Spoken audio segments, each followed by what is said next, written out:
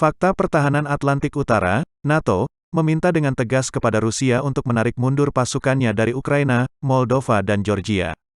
Kampanye militer Rusia yang mengerahkan lebih dari 120.000 personel dianggap ilegal dan mengancam negara-negara sekutu NATO. Rusia kerap membantah tuduhan Amerika Serikat, AS, dan NATO jika pengerahan pasukannya ke sepanjang perbatasan Ukraina adalah untuk melakukan agresi militer.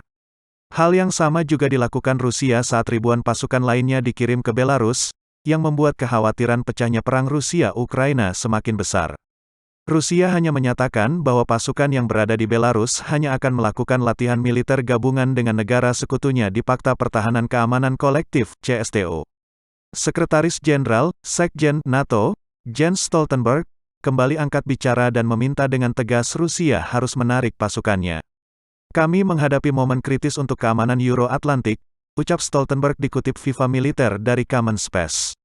Pembangunan militer Rusia di dalam dan sekitar Ukraina terus berlanjut, dengan lebih dari 100.000 tentara dalam posisi dan lebih banyak lagi. Termasuk pengerahan signifikan di Belarus, katanya. Ada 3 hal yang menjadi perhatian NATO jika Rusia terus meningkatkan aktivitas militernya di sepanjang perbatasan Ukraina. Oleh sebab itu, Stoltenberg meminta Rusia untuk mempertimbangkan jalur diplomasi yang terputus dengan NATO. Stoltenberg meminta Rusia untuk kembali melakukan dialog untuk mengurangi risiko konfrontasi bersenjata. Kemudian, NATO juga menyatakan siap untuk mendengar apa yang menjadi kekhawatiran Rusia. Dan yang ketiga, NATO kembali meminta Rusia untuk melakukan transparansi dan pengendalian senjata nuklirnya.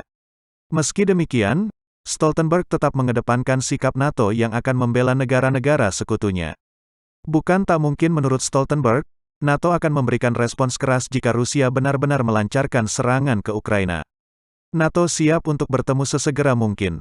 Dalam semua upaya, kami terus berkoordinasi erat dengan Ukraina dan mitra NATO lainnya, termasuk Finlandia, Swedia, Georgia dan tentu saja Uni Eropa, kata Stoltenberg melanjutkan. Tetapi, kami tidak bisa dan tidak akan berkompromi pada prinsip-prinsip yang menjadi sandaran keamanan aliansi kami dan keamanan di Eropa dan Amerika Utara. Kami akan mengambil semua langkah yang diperlukan untuk membela dan melindungi semua sekutu, katanya.